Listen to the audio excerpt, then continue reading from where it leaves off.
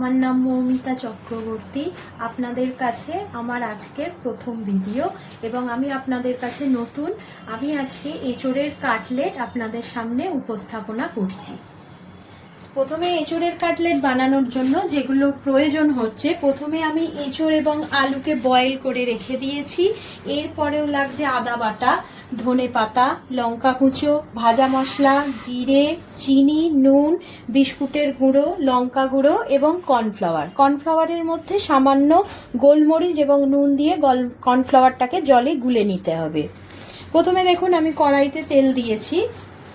এতে একটু প্রথমে জিরে ফোড়ন এবং লঙ্কা কুচো দিয়ে প্রথমে এঁচোড়ের যেটা বয়েল করে রেখেছি এঁচোড় এবং আলু ওটা দিয়ে দিতে হবে।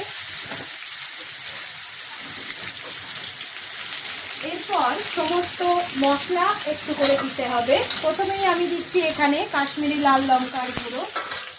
আপনারা লঙ্কাটা পরিমাণ বুঝে দেবেন। মিষ্টি আপনারা যে যেমন মিষ্টি খান সেই দাম বুঝে দেবেন অবশ্যই। এরপর আমি দিচ্ছি ভাজা মশলা। এটা আমি ঘরে বানিয়েছি, এটা চাইলে আমি ডেসক্রিপশন বক্সে পরে দিয়ে দেবো। এবং আদা বাটা,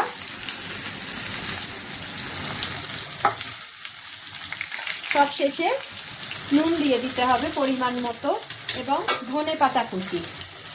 আপনারা না চাইলে নাও দিতে পারেন ধনে পাতা। আমার ঘরে অ্যাভেলেবেল ছিল, আমি তাই দিয়ে দিয়েছি।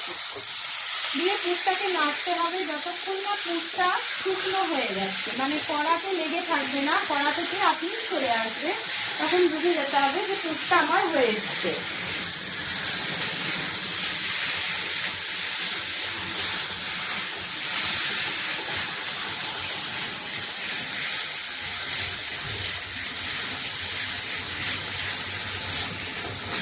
খুব বেশি টাইম লাগবে না। এই রেসিপিটা আপনারা ট্রাই করতে পারেন সন্ধ্যেবেলায় চায়ের সাথে, স্ন্যাক্সে বা বিকেল বেলায় জল খাবারে আপনারা এটা ট্রাই অবশ্যই করতে পারেন। সমস্ত মশলাগুলো ভালো করে এঁচোড়ের পুরটার সাথে মিশিয়ে নিতে হবে।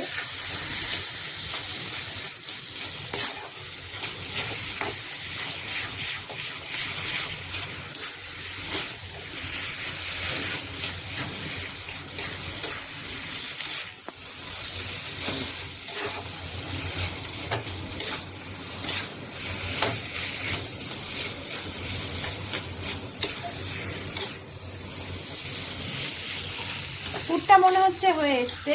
এবার পুরটাকে একটা পাত্রে ঠান্ডা হওয়ার জন্য কিছুক্ষণ রেখে দিতে হবে। পুরটা ঠান্ডা হোক, তারপর আবার ফিরে আসছি।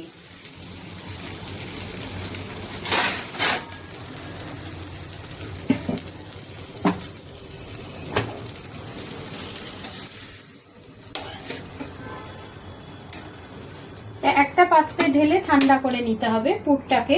পুরটা ঠান্ডা হোক, তারপর আমি আবার ফিরে আসছি আপনাদের সামনে। কিন্তু ঠান্ডা হয়ে গেছে। এবার এই পুরটাকে নিয়ে আপনারা চাইলে চপের আকারেও গড়তে পারেন, কিন্তু আমি যেহেতু কাটলেট বানাচ্ছি সেহেতু এটাকে একটুখানি লম্বাটে শেপ দিচ্ছি। আপনারা আপনাদের পছন্দ মতো শেপ দিয়ে নিতে পারেন। এটাকে কর্নফ্লাওয়ারের মধ্যে একবার কোট করে নিতে হবে। তারপর এটাকে ব্রেড ক্রামসে, আপনারা চাইলে টোস্ট বিস্কুটকেও গুঁড়ো করে নিতে পারেন, বা ব্রেড ক্রামস সমস্ত মুদিখানার দোকানে আপনারা কিনতে পেয়ে যাবেন। এটা যেহেতু কাটলেট সেহেতু এটা ডবল কোট করে নিতে হবে। আবার একবার আমি কর্নফ্লাওয়ারে করে আবার সেটাকে ব্রেড ক্রামসে করে নিয়ে এটাকে আমি একটা পাত্রে রেখে দেবো। ঠিক সেম ভাবে আবার একটা আমি আপনাদের দেখিয়ে দিচ্ছি। আমি যেহেতু কাটলেটের শেপ দিচ্ছি বলে এটা একটু লম্বাটে করছি। আপনারা চাইলে চপ, পকোড়া যা খুশি বানাতে পারেন। আবার এটাকে কর্নফ্লাওয়ারের কোটিং করে আবার ব্রেড ক্রামসে দিচ্ছি।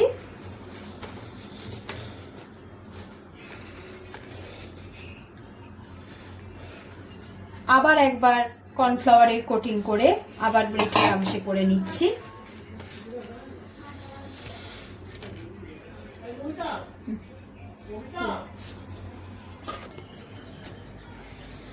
গড়ে নি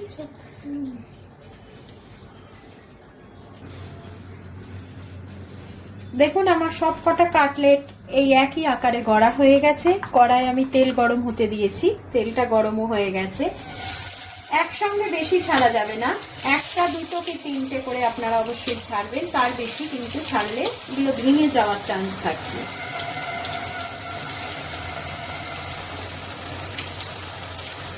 যতক্ষণ না ডিপ ব্রাউন হচ্ছে ততক্ষণ এটা কিন্তু তোলা যাবে না, ভাজতে হবে।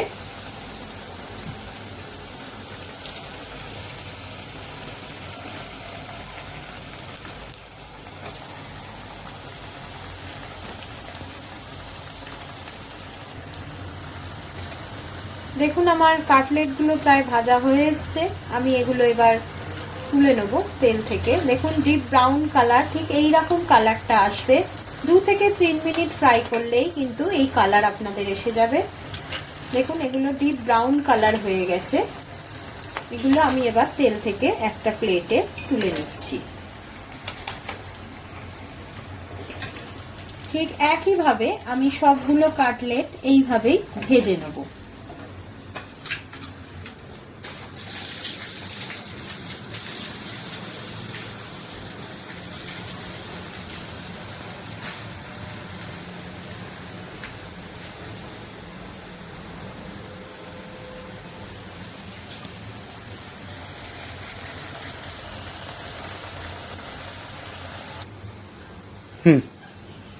দেখুন আমার কাটলেট গুলো কিন্তু ভাজা হয়ে গেছে, সমস্ত কাটলেট আমি ভেজে নিয়েছি, পরিবেশনের জন্য রেডি হয়ে গেছে। আমি আপনাদের একটা ভেঙে দেখিয়ে দিচ্ছি।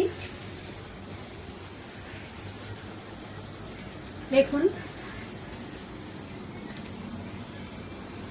আপনারা সসের সাথে বা চাটনি বা ধনেপাতার চাটনি বা সসের সাথে খেতে কিন্তু দারুণ লাগবে সন্ধ্যেবেলা স্ন্যাক্সে বা বিকেলের নাস্তায়। ঠিক আছে, নমস্কার, সবাই ভালো থাকবেন, শুভরাত্রি।